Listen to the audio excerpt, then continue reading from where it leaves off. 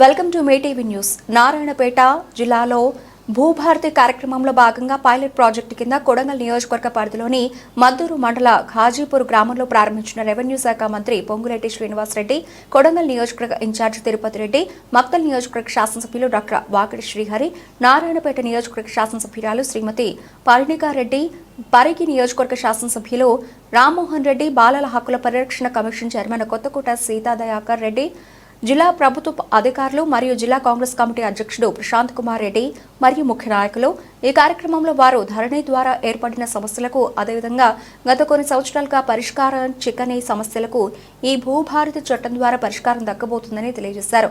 రైతులు వారి భూమి సమస్యలను తీర్చమని కోర్టు మెట్లు ఎక్కే పరిస్థితి నుండి దాదాపు విముక్తులను చేసిన ప్రభుత్వానికి రైతుల పక్షాన కృతజ్ఞతలు తెలియజేశారు.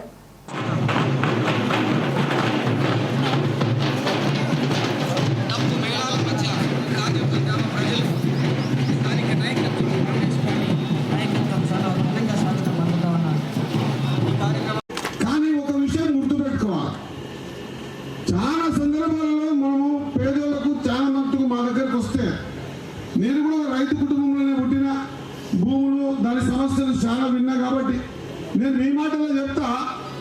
ఈ చట్టం తీసుకొచ్చిన తర్వాత నేను ఇక్కడ మన మంత్రివర్యుని కోరుకుంటున్నా, దయచేసి ఈ చట్టం ఇప్పుడు మా సునీల్ చెప్పినట్ట ఈ సెక్షన్ 5, సెక్షన్ 6, సెక్షన్ 7, సెక్షన్ 8 ఇవి ఏం పని చేస్తాయి, దీని ద్వారా ఏమి అవగాహన వస్తుందని చెప్పేసి ప్రతి ఎంఆర్ ఆఫీస్ ముందర ఈ స్టిక్కర్ చేయాల్సిన అవసరం ఉంది. ప్రతి గ్రామ పంచాయతీ దగ్గర ఇది స్టిక్కర్ చేయాల్సిన అవసరం ఉంది. ఎందుకంటే ఈ స్టిక్కర్ చేసి మనం చెప్పడం వల్లనే అవగాహన చదువుతుంది. లేదా ఇంకో కొత్త ప్రోగ్రాం పెట్టి, నేనైతే ఇప్పుడు వింటుంటే మాట్లాడుతుంటే, మొన్న నేను దీని ఇనాగ్రేషన్ కూడా హైదరాబాద్కి పోయినా, మంత్రి గారు వెంబడి కూర్చున్న సేమ్ చెప్తాడు, ఏం మార్పు రాబోతా ఉంది మా పేద మందికి. గతంలో ఏడ్చిండ్రు, తూడ్చిండ్రు, చాలా మంది జీవితాలలో పెండిలు ఆగిపోయినాయి. 10 ఏళ్లలో చాలా మంది ఇళ్ళలో దవాఖానలో పాలేసి చచ్చిపోయిన పరిస్థితులు చూసినా. మరి వాళ్ళ మార్పు, వాళ్ళ జీవితం అంతా కూడా ఒక రైతుకు భూమికి ఉన్నటువంటి బంధం, ఆ బంధాన్ని పూర్తిగా విడదీసి దవాఖానలలో మనం పేషెంట్ తీసుకపోతే ఐసీయూలో పెట్టి ఇగో 6 లక్షలు కడితే నీ పేషెంట్ బతుకుతాడని చెప్పేసి ఏ విధంగా మన డబ్బులు గుంజుతారు కొన్ని దవాఖానలో, ఆ విధంగా మన భూమిని విడదీసి మన అవసరాన్ని గుర్తించి ఇగో నీకు ఇది దుడ్లు ఇస్తే పార్టీ మీద పెట్టినా కదా దాన్ని తీపిస్తా అని చెప్పేసి వ్యాపారాలు జరిగి కోట్ల రూపాయలు సంపాదించి పేదోళ్ళ ఉసురు మోసుకొని పేదోళ్ళు ఈ పొద్దు తీసుకుపోతే ప్రతిపక్షాలు ముద్దపెట్టి ఏ సందర్భాన్ని అయితే పేద మంది ఉదయం తాకిందో, ఏ పేద మంది కన్నీళ్లు గార్చిందో అట్లా మళ్ళా జీవితంలో పేదోళ్ళు కన్నీళ్లు గార్చాలని చెప్పేసి మన ప్రియతమ నాయకులు రేవంత్ రెడ్డి గారు, మన ప్రియతమ రెవెన్యూ శాఖ మంత్రి వర్యులు పొంగులేటి శ్రీనివాస వీళ్ళిద్దరు కలిసి ఒక మానస పుత్రిక నేను అనుకుంటున్నా ఈ వేదిక ద్వారా ఈ ఘాజీపూర్ గ్రామం ప్రజల మధ్యలో వేదిక మీద చెప్తా ఉన్నా, మీ ఇద్దరి జీవితం కూడా ధన్యమైపోయిందన్న. నిజంగా కూడా చెప్తా ఉన్నా, మీ ఇద్దరి జీవితం ధన్యమైపోయింది. ఎందుకంటే ప్రతి పేదవానికి వారి భూమే సర్వస్వం. వాడిని నమ్ముతారు మాత్రం ఇంకా ఈ రిమోట్ ఏరియాలలో వాడు ప్రతిరోజు పాస్బుక్ చూస్తేనే కానీ వానికి ధైర్యం వస్తుంది, పాస్బుక్ చూస్తే కానీ మనకి ఆకలి అవుతుంది, పాస్బుక్ ఉంటేనే కానీ మనకి నిద్ర వస్తుంది. అటువంటి చిన్న చిన్న రైతులు ఉన్నటువంటి ఈ ప్రాంతం అన్న, అది కొడంగల్ కావచ్చు, నాన్పేట కావచ్చు, మక్తల్ కావచ్చు, మాకంతా కర్ణాటక బార్డర్ ఉంటుంది. ఇక్కడ పాస్బుక్లు తప్పించి వేరే బతికే లేదు. పాస్బుక్ ఉంటే 10 రూపాయలు అప్పు పుట్టే పరిస్థితి ఉంటుంది. పాస్బుక్ ఉంటేనే ఇంత పెళ్లికి బిడ్డ పెళ్లికి దుడ్లు ఇచ్చే పరిస్థితి ఉంటుంది. పాస్బుక్ ఉంటేనే మంచి చెడ్డ కార్యాలకు 4 రూపాయలు పుట్టేటువంటి పరిస్థితి ఉంటుందన్న. అటువంటి బంధాన్ని తెచ్చిండ్రు. గతంలో నేను చూసిన వేరొకరే కాదు, నా పేరు వాకిటి శ్రీహరి ఉంటే వాకాటి శ్రీహరి పడింది. నేనే తిరిగిన ఆ తీర్చే వాకిటిని అదే నేను చేయలేదు నాయన అన్నది. వాకటి కాదంటే అది మా చేతులు లేదని ఎంఆర్ఓ అంటాడు, అది మా చేతులు లేదని ఆర్డీఓ అంటాడు. తీరపోతే కలెక్టర్ గారికి కొద్ది పరిచయాలు జడ్పీ ఫ్లోర్ లీడర్గా ఉండి పోయి పరిచయాలు చేసుకుని అడిగితే, సార్ ఒక పని చేయాలి, ఇది ఎంఆర్ఓ ఆఫీస్ కాడికి పోవాలి, పంచనామా రాయాలి, అది మాకు పంపించాలి, అప్పుడు ఏళ్ళు పెడతాం, అప్పుడు ఏళ్ళు పెడితే మాకు కనిపిస్తుంది, మేము దీని మళ్ళీ ఎంఆర్ఓ ఆఫీస్కి రాస్తాం అంటే. నేను ఇక్కడ ఎవరిని కించపరుస్తలేను, ఉన్న మాట చెప్తున్నా. మళ్ళీ ఇక్కడ కలెక్టర్ ఆఫీస్కి వచ్చి ఏళ్ళు పెట్టి అది ఓపెన్ చేస్తే మళ్ళీ ఎంఆర్ఓ పోతుంది. ఎంఆర్ఓ పంచనామా చేయాలి. పల్లెని వాకిటి కాదు, వాకాటి కాదు, కానీ వాకిటి అని రాయాలి. వాకిటికి అనే గుడి ఒకటి దండం పెడతా అని ఎంఆర్ నడుకుంటే అయితే పని, గిండవారు నడుకుంటే అయితే పని. అంటే ఎవరెవరు వారి స్థాయిలో పని చేయకుండా అమ్ముని ఐసీయూలో మన ఇంట్లో మన తల్లి మన తండ్రి పెళ్ళమో కొడుకో దవాఖానలో ఉంటే అప్పుడు మన ఆత్రం అంటే ఏముంటుంది, వాళ్ళని బతికించుకోవాలని ఉంటుంది. పోతే ఆస్తి అనుకుంటాం. ఏ విధంగా అయితే ఆ సందర్భాన్ని క్రియేట్ చేసి కొన్ని సందర్భాల డబ్బులు మనము మొత్తం తెగనెమ్ముకొని కడతామో గట్ల ధరిని భూమిని గుంజుకొని అది పార్టీ బీలో పెట్టి మన దగ్గర వ్యాపారం చేసే సందర్భాలు నేను చాలా చూసిన.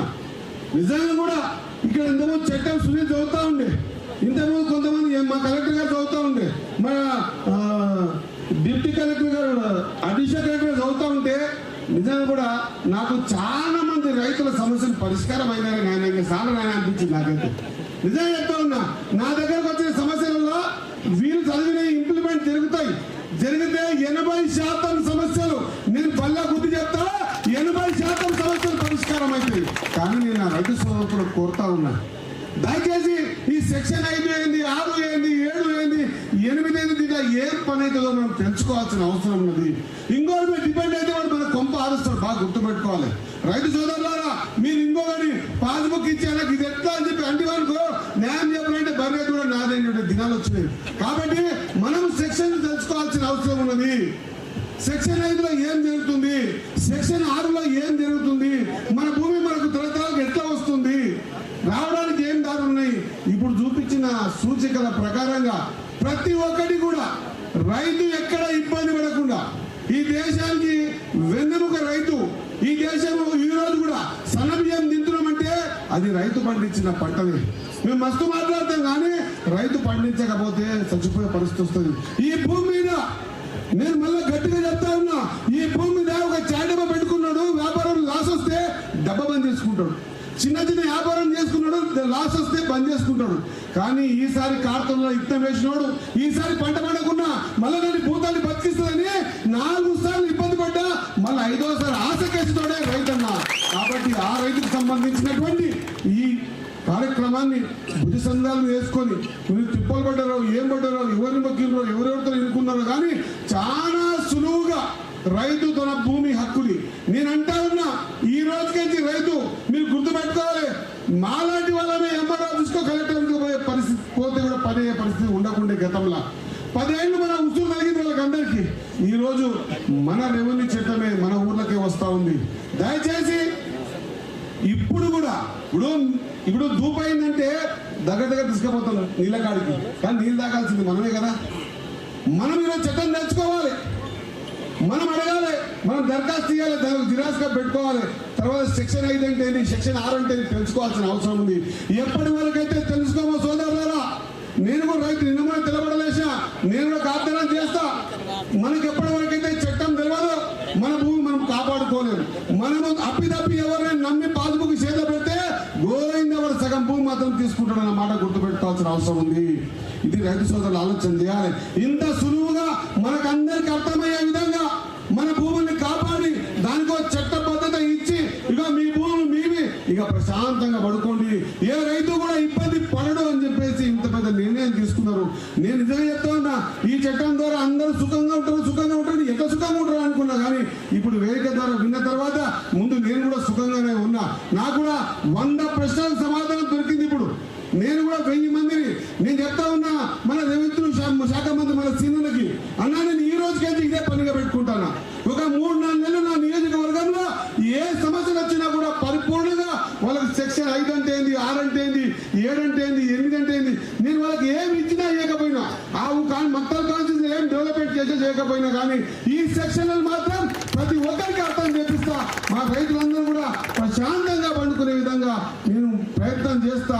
అది నేను ప్రతిజ్ఞ పూనుకుంటూ మరి ఇంత చక్కటి కార్యక్రమాన్ని మనకు అందించిన మన ప్రియతమ ముఖ్యమంత్రి రేవంత్ రెడ్డి గారికి మరి అహర్నిశలు శ్రమించి తన జీవితాన్ని అంటే మొత్తం జీవితంలో ఎప్పుడు తిరిగింది నాయన అంటే రేవంత్ రెడ్డి ముఖ్యమంత్రి ఉన్నప్పుడు, పొంగులేటి సీనన్న రెవెన్యూ మంత్రి ఉన్నప్పుడు తిరిగిందన్న మాట మనం గర్వంగా చెప్పుకోవాల్సిన సందర్భాన్ని భగవంతుడు మీకు ఇచ్చినందుకు, మీ ద్వారా మా రైతులు మంచిగా నిద్రపోతున్నందుకు హృదయపూర్వక ధన్యవాదాలు తెలియజేసుకుంటూ మరి చక్కటి రెవెన్యూని ఎప్పటి వరకైతే మనం ఇంతకుముందు సునీల్ చెప్తా ఉండే నాకంటే చిన్నోడు కూడా సునీల్ అంటున్నా అన్న అంట చెప్పండి. సునీల్ చెప్తా ఉండే ఖచ్చితంగా ఊకి అడిగితే ఎవరు పని చేయరు. నీ చట్టం చెప్పిన పని చేస్తావు అన్నా. సెక్షన్ 8 ప్రకారంగా నా భూమి ఎందుకు మారతలేదని అడిగి చూడు, నీకెందుకు పని కాదు. కాబట్టి రైతు సోదరులు మీకు చేతులు ఎత్తి మొక్కుతున్నా, మీకు దండం పెడుతున్నా. ఈ చట్ట